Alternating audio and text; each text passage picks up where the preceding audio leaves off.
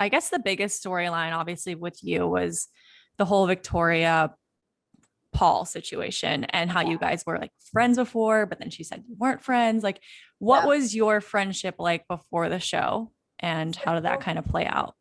Victoria and I met because of pageant. So we actually went to the same hairdresser, which is weird. She's in Louisiana and I'm in Texas, but This we was like had a good hairdresser, I'm assuming. he was Yeah. a good hairdresser and Yeah. he was in Houston. So it was like kind of a halfway point anyways. So it wasn't too far from where she was living. Mm-hmm. But we I remember going to him after she had gotten crowned and being like, I just think she's so cute. Like, I feel like her and I would really get along. And he was like, Mm-hmm. yes, I love her. Like, here's her number. Just hit her up. Okay. So I did. And we had kind of started DMing on Instagram and chatting a little bit here and there. And then one day we were like, we should do like a girls trip with Yeah. and invite the other girls. So she and I started planning this trip to Vegas together and invited the other girls along for it. And obviously we all went to Vegas. It was like me, her, and I'm trying to remember 1, 2, 3, 4, 5, 6, 7, 8. So like 6 other girls, I think. Mm-hmm. A small group So of us. fun.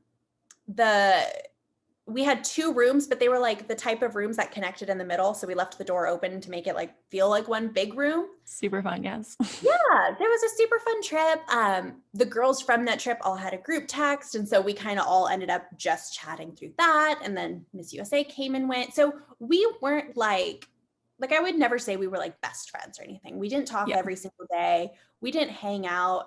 There was a lot of plans being made that always fell through. Like Mm-hmm. anytime she was in Houston, she's like, I'm coming to Houston. I'd be like, cool. I can or can't come. Yeah. And half the time I could come, we just never were able to connect. So, but we talked. I Mm-hmm. mean, I talked to her when I went through my breakup. She talked to me when she went through hers. Like, I felt like we were pretty good friends. Yeah. And so that same hairdresser was kind of the reason we found out about Bachelor. I love the hairdresser involvement. Yes, he's in the middle of all of us. He's just like stirring the pot. He's like watching the show later, like, I might have done this. That might have been me. That's awesome. So that was kind of how we got into communication, like about Bachelor. She had gone to him to get her hair done for casting. I had done the same thing. And he, I guess, told her because she called me and Mm-hmm. told me. Mm-hmm. And so this was prior to signing any of the NDAs. So we were like, the hey. scary NDAs. Yes. They're so scary. They're very intense. Yes. And she's like, hey, I'll keep you updated. I'm like, sweet, I'll keep you updated. So we just kind of kept each other in the loop as we went through casting. Well, I mean, we talked a lot. Yeah. Enough to not deny ever knowing you.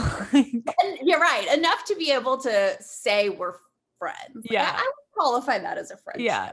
Yeah. I would say that. Yes. So yeah, that's a huge reason why when I watched the show back and I'm hearing the things she's saying about like, I barely know her, I wouldn't say we're friends. I'm like, girl, what? Like since when? Because you were calling me sister and saying you loved me.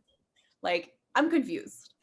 And at one point, didn't she maybe not want to go on the show when you were like, at first Bachelor told you that you were not casted? And then, she originally was like, oh, I don't want to go if you're not going. So like, that to me is a friend. Right. Yeah. I had that weird situation where I was in school and it was like a week before the semester started. I needed to buy textbooks and stuff. Or no, it was like the first day of classes. Mm-hmm. And, you know, because it's around August. Yeah. Mm-hmm. So I was like, I need to know, like, I'm either going to buy my textbooks. Like I've already paid tuition. I need to know if I'm doing this or not. Yeah. So I call producers. She had already gotten the call that she was on and told me. I call producers and I'm like, hey, I'm so sorry. I know that you guys have your own timeline, but I just need to know for school. Mm-hmm. Like if it's a no, I'm going to continue with school. If it is a yes, I need to figure out how the heck to get my money back. And they told me no. They were like, sorry, we decided not to use you this season. Like, you know, maybe we'll consider you in the future. And I was like, no problem, cool. So I go about my life and I'm like, I'm good. I call her, I tell her, I'm like, okay, boo, it's all you. Like, if you need to borrow anything, let me know. Yeah. And yeah, there was a period where she was like, well, if you're not doing it, I'm not doing it. Mm-hmm. And I was like, okay. I mean, I think you should. Like, I think this will be a great opportunity for you. You could find the love of your life. If not, like, it's a cool experience. Yeah. Like, you don't want to call them and tell them no just because I'm not going. You'll make Yeah. friends. It'll be great. Like, there's a lot of opportunity in this experience. Mm-hmm. So finally she says she's going to do it. And I get a call 24 hours later that they're like, sorry, that was a mix up. Like, we definitely want you on the show. Mm-hmm. So I was like, okay. So I'm on the show now. Yeah. But yeah, I'm like, if you're not going to do the show, if I'm not going, then wouldn't that would justify to me as like, we're really good friends. Yeah, I would think so, but maybe everyone has different definitions of friendship. Did you ever like talk about each other in interviews, that like knowing each other, or? So they never asked me about our prior relationship. So she could have maybe, and that's right. Yeah. I don't know what her ITMs were like. I don't know what her conversations were like. Clearly post show, our relationship was pretty strained. So I didn't. Yeah. You didn't get to hash it out later. Yeah, exactly. So, but no, they didn't really ask me from what I remember. I didn't get very many questions. And I remember being very upfront about like her and I's relationship. I mean, when we both walked into the mansion night one, the first thing I did was go up and hug her. As you would to a friend in a new situation anytime. Yeah. No, I mean, it's not like I ever was like, no, I don't know her, like, nice to meet you type of thing. She was the first person I hugged on night one and was like, yeah, we know each other. It's so weird to me. So then what was your dynamic in the house? Were you guys like friendly? Did you kind of go like step? Okay. So you were friends. It just doesn't make sense to me. I mean, of course I didn't want to stay glued to her side and vice versa. Which is smart. I wanted to meet new people and build relationships with the other girls in the houses or the house. But it's not like we avoided each other or we didn't talk. Yeah, you're living in close quarters. It's hard not to talk. Yeah. So, I mean, we had a like relationship still. Yeah. There was plenty of opportunity for her to express her concerns about maybe my intentions at any point in time. To you, like before going to other people. Yes, exactly. So then I'm wondering, was there like a shift for you in the house? Because there started being like, you had the little tiff with Sydney at one point, and then Victoria chimed in, and eventually it was Victoria after you'd come back. So like, was there a dynamic shift in the house between your relationships with the other girls? Or did you notice anything, or was it all kind of like out of left field for you? So I will say this about myself. I am very oblivious. Like good quality. I won't deny that. I'm so oblivious. So I know the day before kind of everything hit the fan was kind of the day that I started to really get comfortable in the house. You know, there's that day that finally you're like, okay, I'm here. I know you guys, we're all living together. You're comfortable. So I took advantage of that like 24-hour bar they had. I was feeling good, feeling comfortable. That was kind of my drunk Alayah night that got shown, where in the show, the dynamic shifts. So at that point, I still hadn't felt anything. I was feeling really good, really comfortable. It wasn't until after the pillow fight, like literally the evening portion of the date where Sydney kind of started asking me a lot of questions. Yeah. Even then, I still hadn't I was giving the benefit of the doubt in my head. I was like, well, maybe she's just genuinely curious and trying to start conversation with me. I should have known better. But it wasn't until all of that happened that I was kind of like, okay. Yeah. But after that, you get home and now you're kind of the center of the drama. And so the house is kind of tiptoeing around you. So they don't want to get sucked into it. Yes, they don't want to pick sides, so they're just kind of like staying disconnected. So I know after that, it kind of got a little weird for me. It got significantly harder because I was like, okay, I don't know what to do now. Like, I felt like every person I talked to, that was the topic of conversation. I was either defending myself or explaining my side, or somebody was mad at me because I ruined the date. And I'm like, I'm sorry. I didn't mean to. Yeah. That sucks when that happens, because it always is like one person every drama period. Like once that thing is over, then we move on to the next person. It was you for a while. And it's sometimes what I've noticed, it's so easy to become that person. One, because one little thing happens and we just blow it up, or two, because everyone just kind of points their finger at one person. And that's kind of what I'm wondering, if Victoria was like going along with the dynamic of the house when Sydney was having problems with you and was like, oh, I'm going to throw my hat here and I'm going to add to this situation. Like, what do you think her reasoning, if you could come up with one, why she would kind of turn against you to Peter? So really the only thing that I could logically think of that would make any sense in the world, and I had told Peter this, Peter was literally going around asking girls their opinion of me on a rose ceremony day. Mm. It's a cocktail party. It's a rose ceremony day. And you're going to go around. The girls clearly know you have doubts about one person and you're going to go ask their opinion. Nobody's going to come up to you and be like, she's great. She's wonderful. You should keep her. We all love her so much. Yeah. Like you're throwing competing blood to the sharks. Yeah. Like if they see an opportunity to send somebody home, then heck yeah, sure. Yeah. No, I can see where she's coming from. She's a little sketchy. Yeah.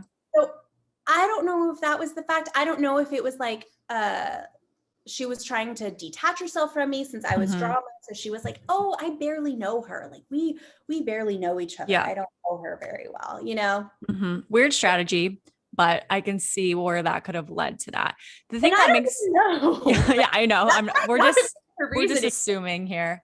But I also don't like that Peter did that. I don't like that he couldn't make up his own mind on you and what his experiences were with you. And he had to ask everyone else. And I think that was his downfall pretty much all of the season, was that he couldn't make up his damn mind. Yeah. He still can't. He still can't. Yeah. So I think, I mean, after all of that, we all know that there was definitely other factors at play. Oh yeah. Just that situation. But it was so frustrating too, because I remember like he and I would talk through the problem and come back to being like, okay, I'm going to give you a chance. I'm going to trust you and don't mess this up. But then he would go ask the girls questions about me and then he would change his mind. Like we literally, I felt like we kept working through the same problem. And I'm like, so dude, frustrating. What the hell? Like are you mad at me or are you not mad at me? Because don't fix the problem. It was like at the cocktail party after the pillow fight, when it all started, we worked through the problem. Yeah. But then he gave Sydney the group date rose. But then at the pool party, he's still all solemn. And I'm like, we just worked through this. Then he talks to Sydney again. Then he and I worked through the problem. Then he's asking the whole house about me. And I'm like, why? What's going on? Yeah. So that's, I think, the problem when the lead is wishy-washy like that. Like, I think if he had done it differently and decided he was okay with you and just kind of stuck to his guns and just made everyone fall in line from there, it would have been better. But I think there was like an anarchy happening amongst the house because Peter was easily walked all over by all the women. They noticed a moment of weakness and they were like, we can do this. Yeah, let's take charge. Yeah. I don't know why. I always feel like it's the Bachelorettes that like they put their damn foot down with these guys. Yeah, smart. Like if they like a guy in the house is trying to overthrow that person, it's always the Bachelorette. I feel like Katie did this. I feel like Hannah Brown did this. Like they're like, hey, I don't care. I don't care what your opinion is. You guys just need to sit down and let me figure this out. Tasha did the same thing. Yeah. Like it's just Peter should have done that. Yeah.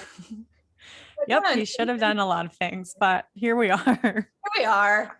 Talk me through a little bit when you went home, because that is the craziest experience when you get sent home and the bubble is burst. The world you're in is no longer there. Like, what was your leaving like, and then coming back? Because I know that was an interesting case. So talk me through that a little bit. It was super weird. So I wasn't the drama had all happened so quickly. I mean, it was all in a 24-hour period.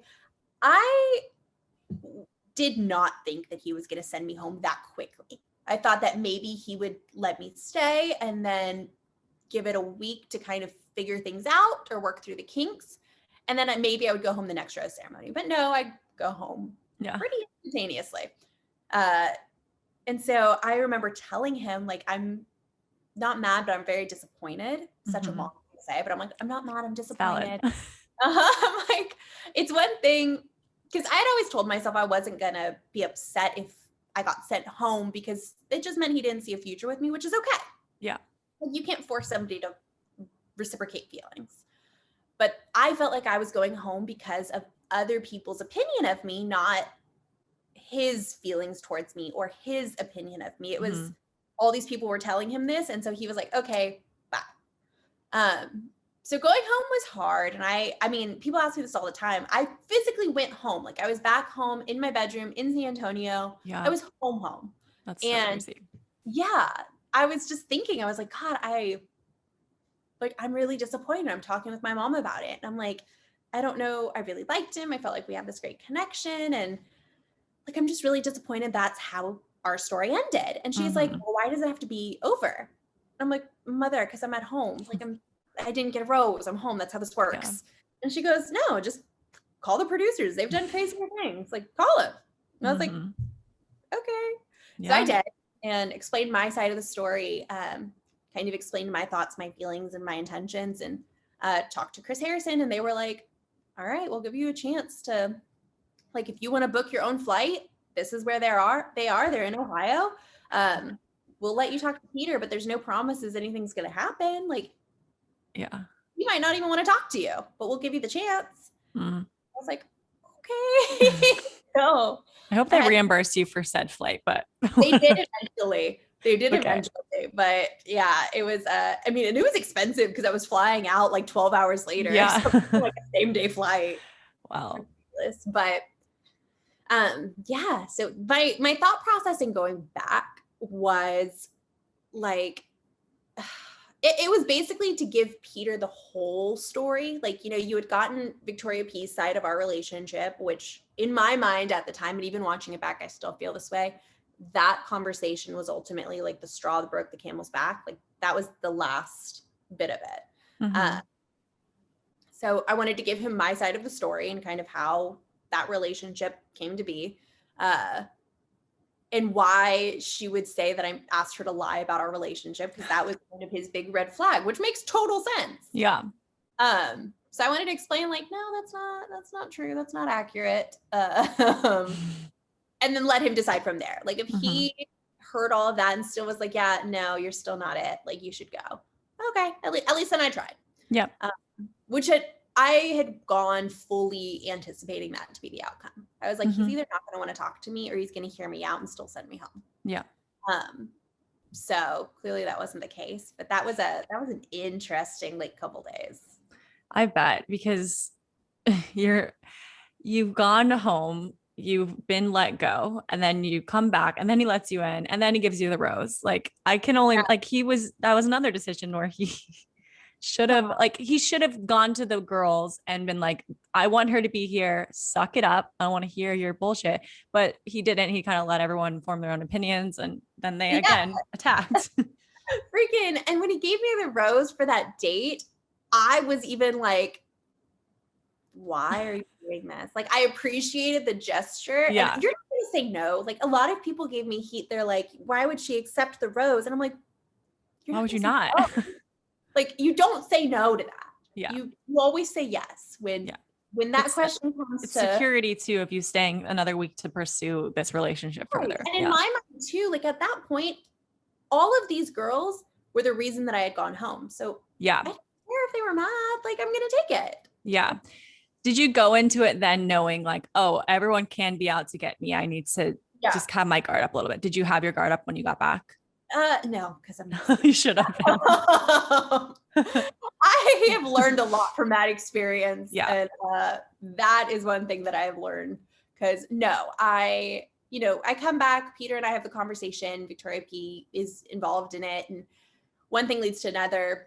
He asks me to stay, I get the rose. And clearly the girls aren't like jumping up and down to see me. There's maybe like 2 girls that I had good relationships in the house with that were genuinely excited that I was back.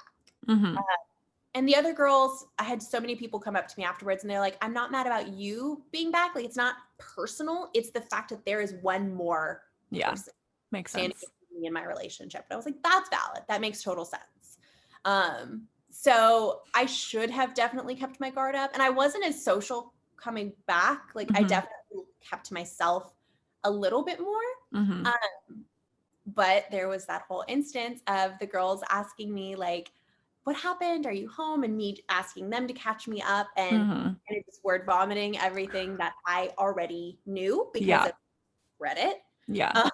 And you find out a lot. I knew everything. They had nothing to catch me up on because Reddit knows all somehow. Mm-hmm. Scary. It really is. It wasn't until after I kind of word vomited that I was like, oh shit.